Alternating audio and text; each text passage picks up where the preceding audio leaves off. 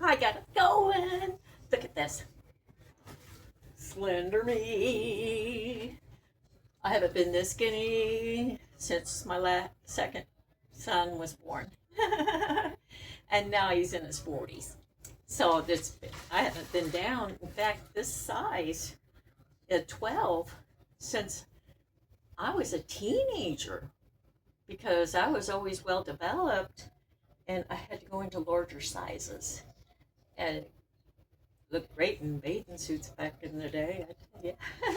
Anyways, I'm going to be working in my kitchen today because I gotta get this kitchen done by Thanksgiving. We're gonna have Thanksgiving in my house, and I wanted it painted. It's naturally a wooded cabinet that's from it's 1968, I believe our house is built in. And it's built for entertainment. It's one of the largest houses in my neighborhood. In fact, it is one of the largest houses. It's almost 3,000 square foot. We got it for 132.5 because they wanted 149. And when I was in my living room over there, I got French doors. I looked through that French doors and I looked at my kitchen sink and I said, what is on my open house? I go, what is that hanging underneath the counter there? That's right there by the lip of that sink. I did not know they cosmetically fixed the house at the time and they put plastic over everything. The counters looked like marble, which was only plastic that was coating it. I just peeled it right off. My tiles, my backsplash, I like the tiles, but they covered it up with plastic that looked like they were little squares. I had to tear that off as well. My wall, they damaged this one wall I have over here, this whole entire side, all the way to the corner over here where my counters began. They put plastic stick-on bricks. And it wasn't until I caught on with this looking through the living room during the open house. And I go, oh, shoot, how many more things like that? I brought my husband in and showed it to him. And I said, look at this, Earl. This has got a lot of cosmetic fixed up. Then I went to my fireplace over there. It's a beautiful dome-shaped fireplace, not a flat wall, but it half moon shape and quarter, a little more than that, about 25% of an hour. 25 minutes on an hour's shape. That's how I'd best describe it. Anyways, they painted it olive green, the whole thing except for the edge, and they left the red brick, and you could see that red brick edging the whole side. So you just painted that thing. The whole house is painted taupe. And it's like, oh, that's like gray. That's like an ashy beige color. It's nasty. To me, it's nasty. But everybody thinks it's, oh, let's paint our house taupe, because everybody want to look, natural. Well, no, it don't look natural at all.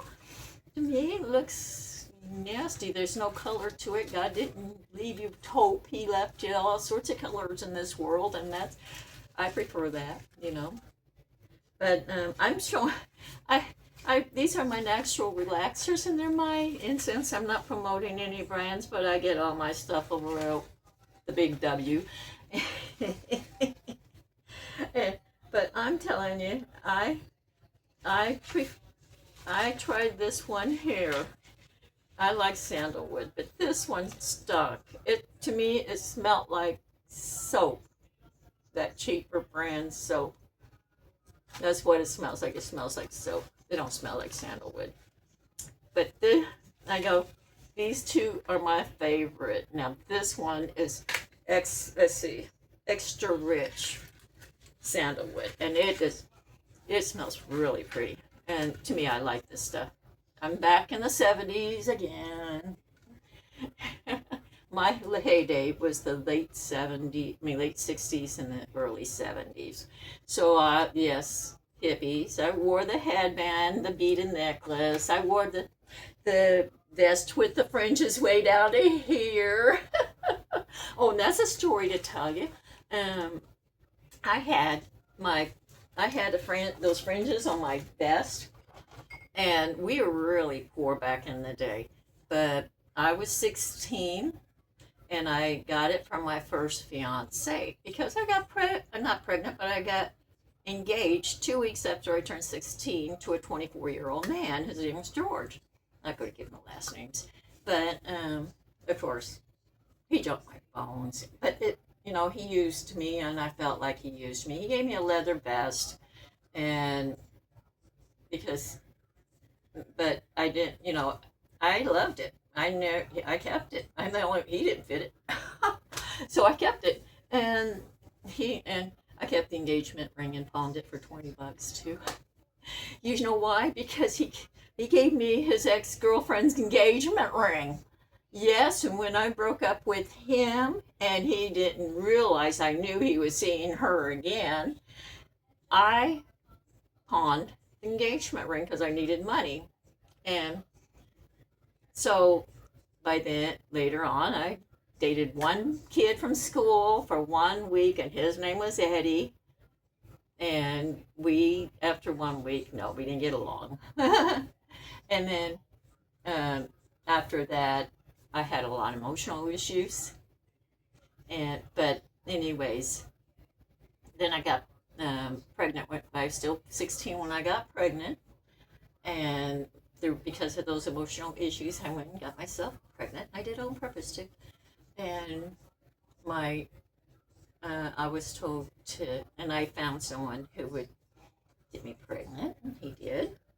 And then we were told that I didn't want to get married. I didn't. I just want the baby. I wanted someone to love me unconditionally, and that was my child. And that's what I figured in my mind. My solution to be loved was to have a child, because I can love that child the way mother would have loved a child, and then the child would have loved me back unconditionally, and I would have someone to love me. And that was my reasoning behind it. And then so I got married 15 days after I turned 17. I was still pregnant at the time, and I didn't have my son until in the spring of the following year. But yeah, I was, that's how messed up I was at that time.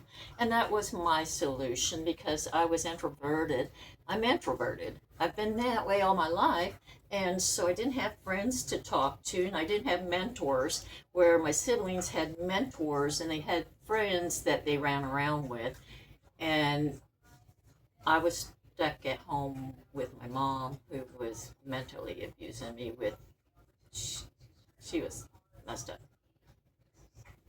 But anyways, she took my youngest sister took one of my fringes, took two of my fringes off of my vest, and of course I'm gonna notice it.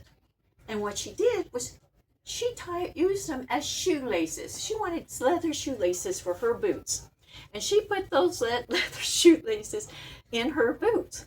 And I told my mom, and of course my mom stood by the two youngest ones, never stood by us older ones. It was the two youngest ones. And my mom was that way, because I remember several times I was 16 years old. I was 16 years old, and she told me, if it wasn't for you oldest three kids, my family would still be together. That's what she told me when I was 16. But she was broken, and she was talking to me 100 miles an hour, and I had to go back to my derealization, disassociation, and I daydreamed. And she got mad one time, and because she thought I wasn't listening, and I was sitting there, and she was going back and forth, pacing back and forth, just screaming and yelling and talk. I don't know what she would talk about, because Mom was broken. And then she turned around and she went to go smack me like that, right across my face, and I caught her hand and I looked straight into her eyes and I said, "Woman, don't you ever try to hit me again." And you know what? She's respected me ever since, where she picked on the other two girls all the time.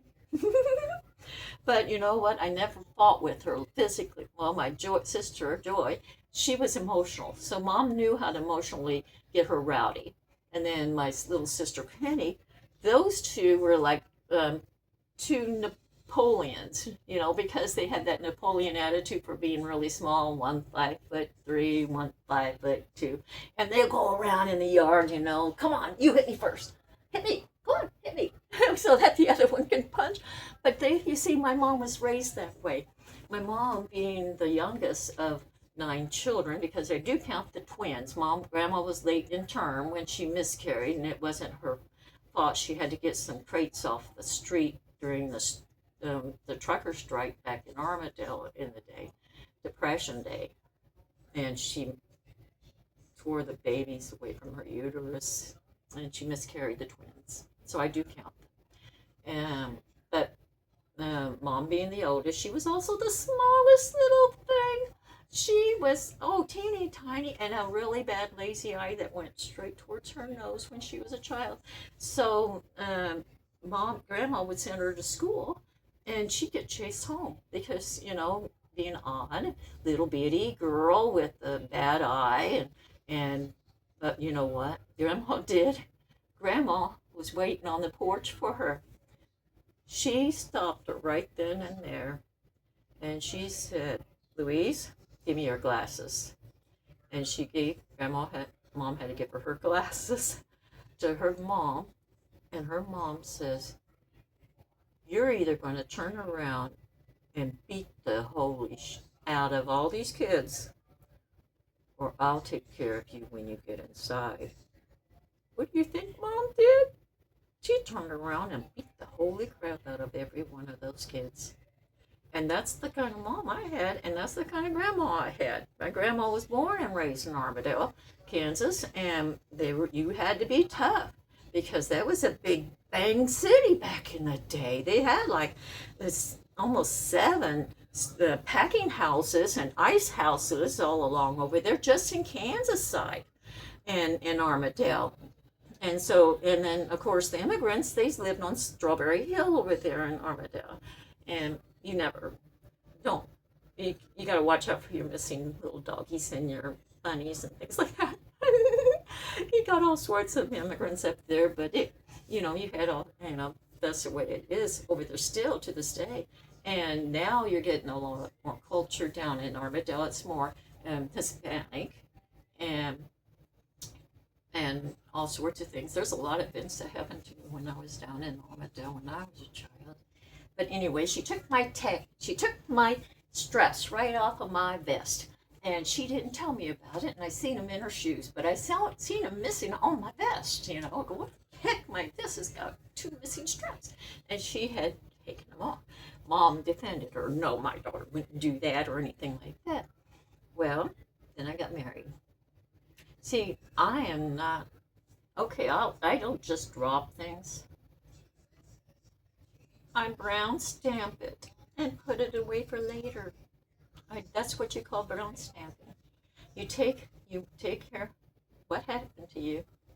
You say, okay, and you remember it for later. And that's where I kill with logic, because I'll bring up the facts on you. Well, when it came to I moved in about 4 blocks down the road with my husband at the time. And he moved. Well, I was in the hospital at Bethany Hospital. We had an apartment across the street. While I was in the hospital, he got us thrown out of our apartment, and we had to move back into his grandparents' house on Park Drive, next to City Park over there. So I had to go. So I came out of the hospital and went over there, and being pregnant, and I was pregnant at the time, and my sister came over. No, I wasn't pregnant at the time. It was just after I had the baby. It was in that spring, and I had been constipated, but I tried this bubble gum called Phenamins. Phenamins is like chewable gum that's laxatives. That's what I remember the name. Mom used to call her little pills to help her with her stools. Now I just make sure I eat foliage, or I drink V8. V8 does really a great job on me because I can't chew. I don't have the teeth on this side, and I don't have the teeth back here, and I only got the front teeth, and I'm afraid to bite down on anything. That's really hard. So I'm gonna and I aspirate a lot too, so I choke. And but anyways, I I poured this box of vitamins in a bowl at the house I was staying at, my grandparents. They're rest in peace, Mr. and Mrs. Thomas, and she had she came over. My littlest youngest sister came over, the one that stole my laces.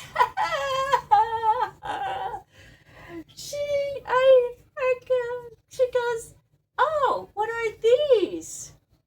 She's seen them in that bowl, and I couldn't stand the taste of them. I tried one. I go, ew, because I'm not a spearmint or peppermint type of person candy. You know, I like juicy fruit. But anyways, she seen them. I said, they're chiclets. And she goes, oh, can I have one? I go, honey, I don't even like the flavor of them. You can have the whole entire bowl. And she did. She left. I didn't see her for an entire week. When she finally came around, I says, I haven't heard from any of you for an entire week. What was wrong with you guys? And she says, I don't know what it was, but we had the flu so bad. We had diarrhea. And I go, who? Mom, Martin, and me. And I go, that's my two siblings as favored by my mom. And I got 3 birds with 1 stone. And I enjoyed it. Yeah, that's how I brown paper stamp things. You know, I go, sure, you can have my chiclets. But I forgot what I was going to talk about. Anyways, my favorite, I like this one the best. This is the extra rich Egypt. That smells good. No, it's the sandalwood, the extra rich sandalwood. That's the one that I like the best. So I'm going to light that up real quick because I'm running off my mouth, and I have so much I wanted to do in here because I've got, see, all of this right here is my depression glass. This is the Georgian lovebirds. They're actually, the Georgian is the name of it, and the lovebird name is the nickname of it.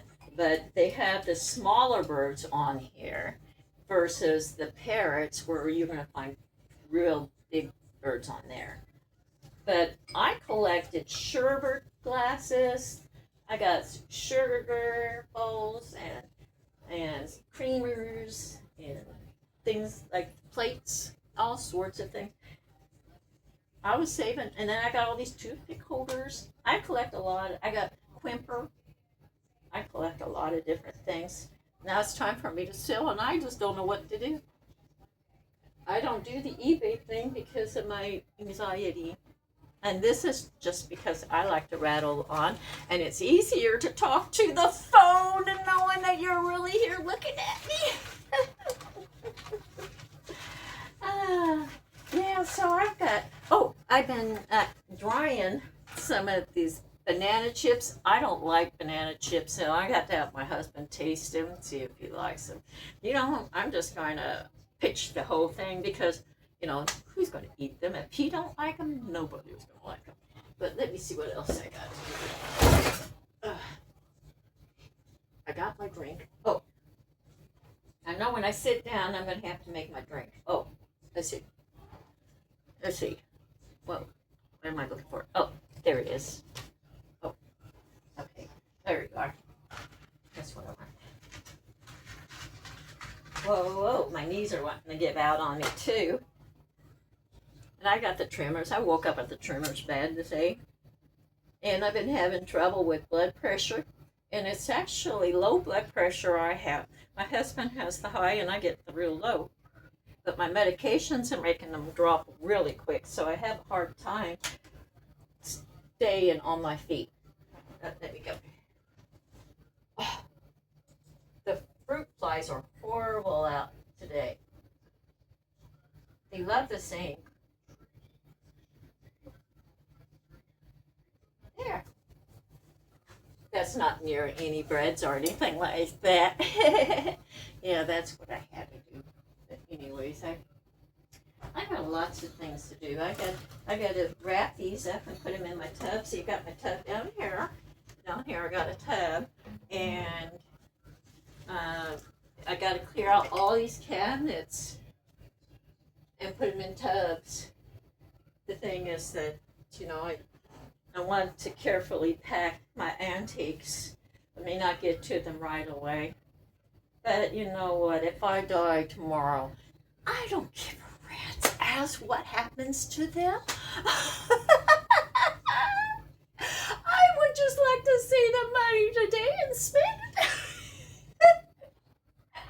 It's not the debt. Dying, the death don't hurt. It's the dying that kills you. But anyway, see, I got some of the cutest little, look at that. That is a toothpick holder too. I got some really cute ones on there. And then I got, I've also carried Fenton as well. I like Fenton. I got a lot of Fenton in the other room. I got a bag up. And I've got my collection of Sunday, you know how those old-fashioned Sunday glasses, I like this one here. Those are great. My grandkids love it. You just put one scoop on that, and you put some sprinkles, and I mean it. You really need to get some of these grandkids, and they're the perfect size for a scoop of ice cream, and they're not the little cookie scoops either. The little bit, they come in like 3 different sizes, but the medium size one, then just put that in there, or put a little syrup in there first, and then put that in there. Yeah, I like doing that with my grandkids. I got jewelry. I've got paint. I got jewelry that you can make with glass. I use glass beads and that's how I did my rosaries. I got some to sell. I made some that you can hang on the wall, really pretty ones. And I would suggest anybody ever wants anything, just leave a comment down there for me. I can put pictures up sometime. Let you just say on what I got. If you're interested in it, and give me some ideas what you like to look at, and I'll prop some up, or Quimper, or Barbie, or I don't have the Barbie dolls. I got like a musical doll, you know, that I had gotten about 15, 20 years from my husband. He gives me nice gifts. He does. And he loves me a lot. Been married 46, but been together for 49 years. I'm his first wife. He's my second. But I made the right choice the second time around. And I got Quimper. And I did. Let me see what this is. I should see if I got it over here. Da-dee-dum.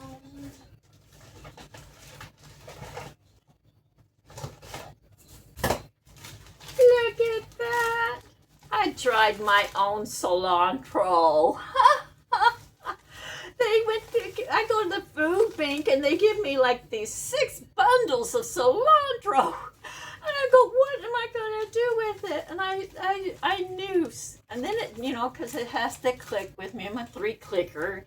That's why people can't ask, they have to ask me directly if they want something, or, don't hit around, because I don't pick up on hints. And if I catch on to the hint, it's too late and I'm out the door or whatever. But it clicked on me that I have a dehydrator. I was looking for the old brown one, but when I got downstairs, I found my brand new one, I go, whoa, this is so cool. I like dehydrators. I've been preserving, but that is a lot of trouble, and I don't have the energy this year. But dehydrating is really fun because I had to pick out all the stems and everything. But when you're home by yourself and, with your husband and, I go, yeah, this is something to do. I could sit there in bed with a bowl and just pick out the stems and stuff like that. But yeah, that's from all the 6 bundles.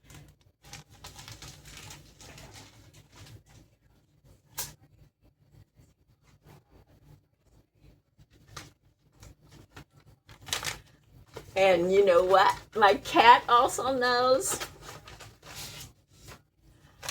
I got 3 bags of his weed. Look at this. I got a box that they gave us, and it had 3 bags of weed in it for the cat. And he gets addicted too. I mean, he knows. He'll smell this out. He knows on the counter. He jumps on the counter. He never gets on the counter, but if he gets on that counter, he's sniffing out his weed. He's wanting some of that grass of his. But let's see, what else do I got? Oh, I'm going to show you something.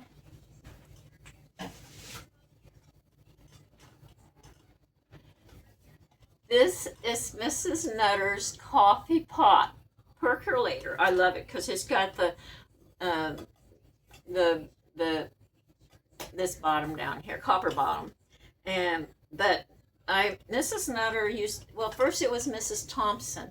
They had a house that was across the street from my grandma's house at Barton and 57th Street, because right there on the corner there's a new house there, and I got married in that yard before, when Grandma was still living in the house that she had over in the adjacent lot.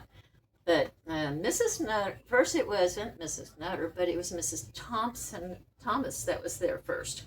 And Mrs. Thomas always baked a pie, an apple pie, and she'd bring it over across the street and give Grandma an apple pie. She was so nice. And then when Mrs. Thomas passed on, I believe, it was I don't know if she passed on or she went somewhere else. But Mrs. Nutter took over the house. And Mrs. Nutter is the first black woman in Merriam, Kansas that was a teacher in Merriam, Kansas. And she's the first black woman to teach over there. And she is actually in the history books over there. And when she passed away, they had an estate sale. So I went over there and looked at their things, and I did not know, but that house I thought was a regular house, was actually 3 apartments. She had an upstairs apartment, she had a down basement apartment, and then she lived on the main floor. And she can go either way if she wanted to. But this was her coffee pot, and it's just a little one. It's just like it don't hold very many, perhaps maybe 3 or 4 cups, but 4 cups tops, I think. But I love this coffee pot. I've used it so many times. And then this other one I have is a glass one. And I go, that's just like the one when I was a kid. That coffee on my grandma's range was made in a glass coffee pot. And I got one of those too. So you got to always remember these happy memories. Every time you reflect on something bad, you have to think of 3 good things right away, or at least 1 good one, and just drown in it and blink your eyes 3 times, because that blinking of your eyes helps you set that memory, and it will trump the bad memory and start pushing those bad memories back in the past where they belong. And so that's why I've always been more of a happy-go-lucky person. I don't cry about my past, because I think it's a learning experience. I think that it was my trials and tribunes during my lifetime, because I'm here on earth for a reason, and there was so many reasons, but I'll have to get to that at another time, because like 30 minutes is about up, and I don't want to go any further than 30 minutes. But so I'm going to have to let you go. And I'll talk about my leap of faith. So I've been trying to write things down so that I can remember what to talk about next time. Okay? And I'll talk with you later. Bye.